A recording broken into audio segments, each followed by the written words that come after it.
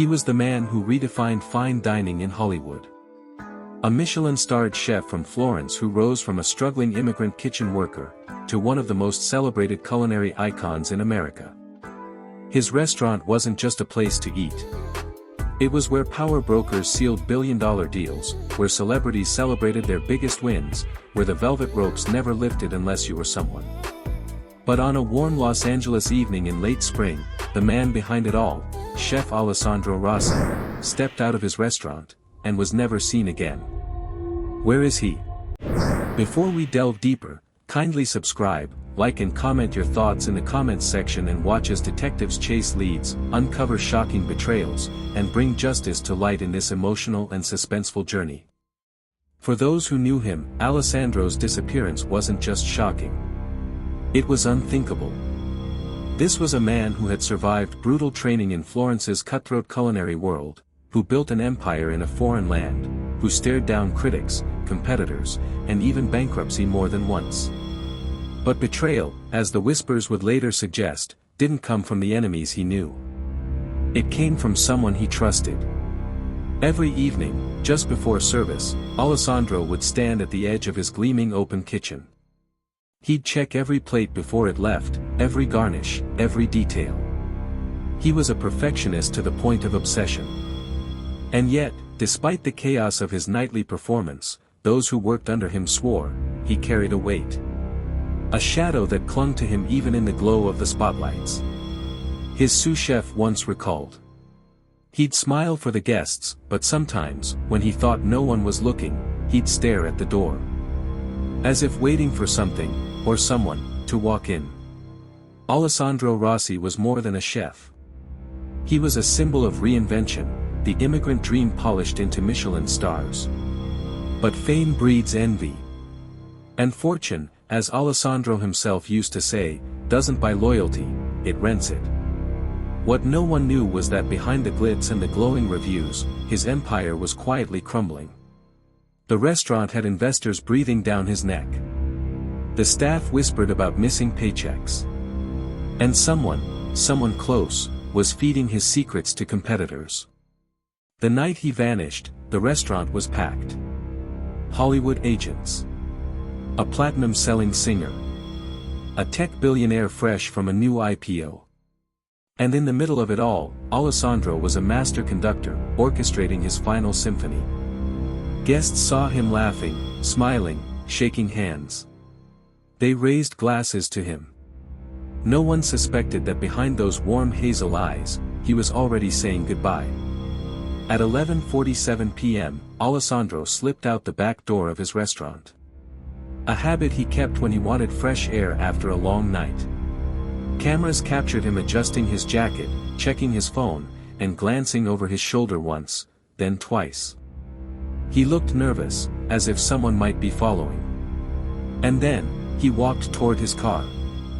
He never made it home. When Alessandro failed to show up for his brunch service the next morning, staff knew something was wrong. The man was meticulous about schedules. He'd once fired a manager for arriving 10 minutes late. Now, his phone went unanswered. His car was gone. And by evening, his investors were already making calls, fearing not just for his safety, but for their millions tied up in his name. His closest friend in Los Angeles, a sommelier named Victor Marinelli, spoke to reporters with tears in his eyes. Alessandro was like a brother. He trusted people too easily. I begged him not to, but he always believed in second chances. And maybe that's what killed him. The word struck like a knife. Because as detectives soon discovered, Alessandro's disappearance wasn't random. It wasn't mugging. It wasn't an accident. It was personal. Hidden in Alessandro's office, inside a locked drawer the staff swore no one else had a key to, detectives found something chilling. A folder. Inside, contracts, bank records, and a handwritten note that read only 4 words.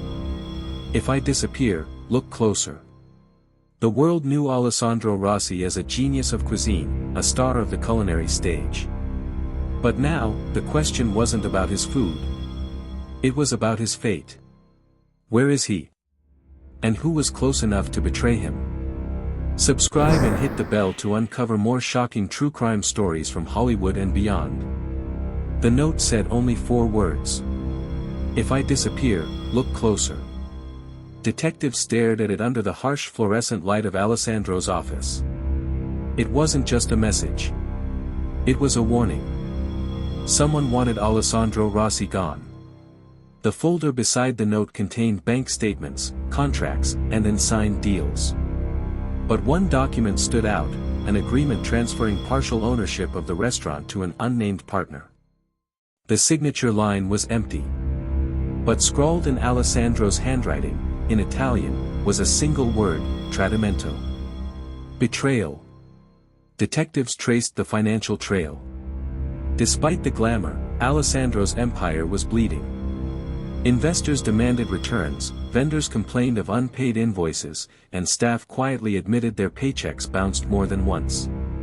Yet the books showed massive transfers of money, to an offshore account in the Cayman Islands. Someone was draining him. And whoever it was, Alessandro knew. Attention shifted to his inner circle. His sous chef, Marco Bellini, who had followed him from Florence. His sommelier, Victor Marinelli, the friend who called him a brother. And his silent investors, shadowy figures who never appeared in public but always controlled the purse strings. Each had something to gain from Alessandro's disappearance. And each had something to lose.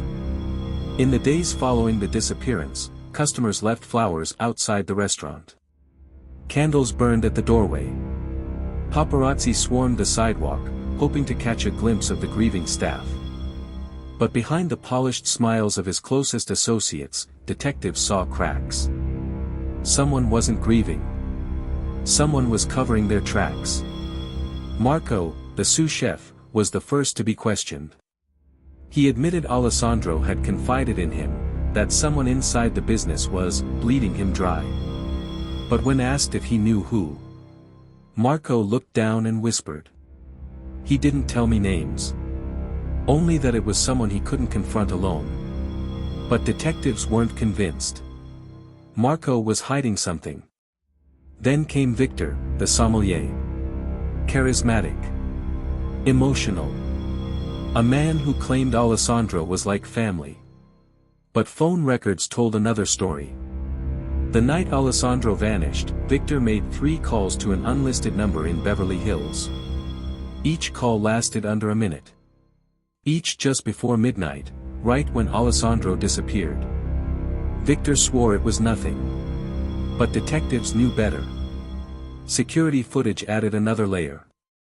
2 blocks from the restaurant, at 12:04 a.m., Alessandro's car was spotted. He was behind the wheel, eyes fixed ahead. But in the passenger seat, sat another figure. Tall. Broad-shouldered. Face obscured by the shadows. The car drove into the night. It never came back. The Rossi family in Florence begged for answers. His mother's voice cracked in a televised interview. My son came to America with nothing but his knives and his dreams. Please, bring him home. For the world, Alessandro was a missing celebrity chef. For his family, he was still the boy who used to sneak into his grandmother's kitchen and burn his fingers trying to steal hot bread from the oven. Detectives dug deeper into the offshore accounts. One name finally surfaced. An LLC registered in Delaware, a shell company used to launder money. And listed as a managing partner, was none other than Victor Marinelli. The brother. The man who cried in front of cameras. The man Alessandro had trusted most. Detectives confronted Victor. He denied everything. He claimed Alessandro himself had opened the accounts. That he was helping him move money away from ruthless investors who wanted control.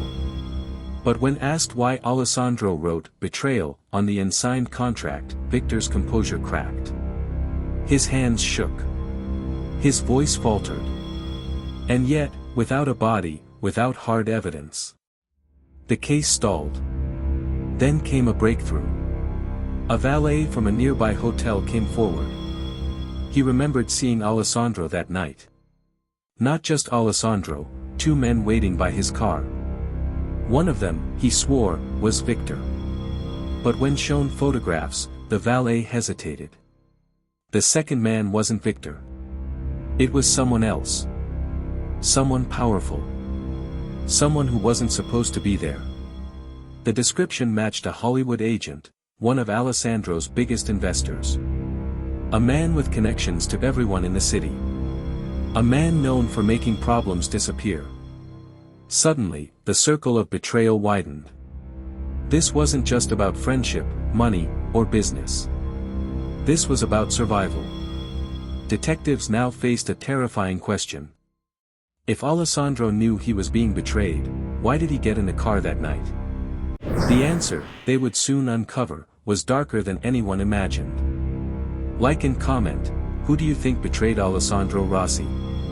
By the second week of the investigation, the case of Chef Alessandro Rossi had transformed. What began as the disappearance of a celebrated chef was now unraveling into a web of betrayal, money laundering, and ruthless power. And with every step forward, detectives realized, this wasn't just about one man. It was about a war for control. The evidence pointed to two names. Victor Marinelli, the sommelier and supposed brother. And Charles Davenport, the Hollywood agent with powerful clients and darker connections. But then, something unexpected happened. Victor disappeared. He vanished before police could bring him in for questioning. His phone disconnected. His condo was abandoned. The man who cried on camera for Alessandro, was now a ghost himself. Detectives suspected Davenport. If Victor knew too much, he had become a liability. But others whispered something different. That Victor wasn't running from Davenport. He was running with him. And if that was true, then Alessandro hadn't been betrayed by one man, but by two. The Rossi family was devastated. Alessandro's sister, Chiara, flew from Florence to Los Angeles. She stood outside his restaurant, clutching a photograph of them as children. Her voice cracked through tears. He trusted them. All of them. And now my brother is gone. Her arrival added pressure. This was no longer a missing persons case. This was international. The world was watching. Then came the break investigators didn't expect.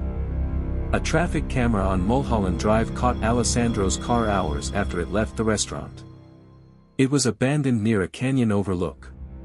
The driver's side door was open. And in the trunk, detectives found traces of Alessandro's blood. Not enough to prove death. But enough to suggest violence. The canyon area was searched for days. Dogs. Drones. Helicopters. But there was no sign of Alessandro. Then, in a cruel twist of fate, a wallet was discovered in the brush. Inside, Alessandro's ID. His credit cards. And a folded receipt dated the day he vanished. From a private bar in Beverly Hills. The same bar where Charles Davenport was known to hold secret meetings. Detectives went to the bar. The manager was reluctant at first, until shown the warrant. Yes, Alessandro had been there that night. Yes, he was with Davenport. But the chilling detail came next. He wasn't just with Davenport. He was with Victor, too. The two men Alessandro trusted most, were seated at his side hours before he vanished.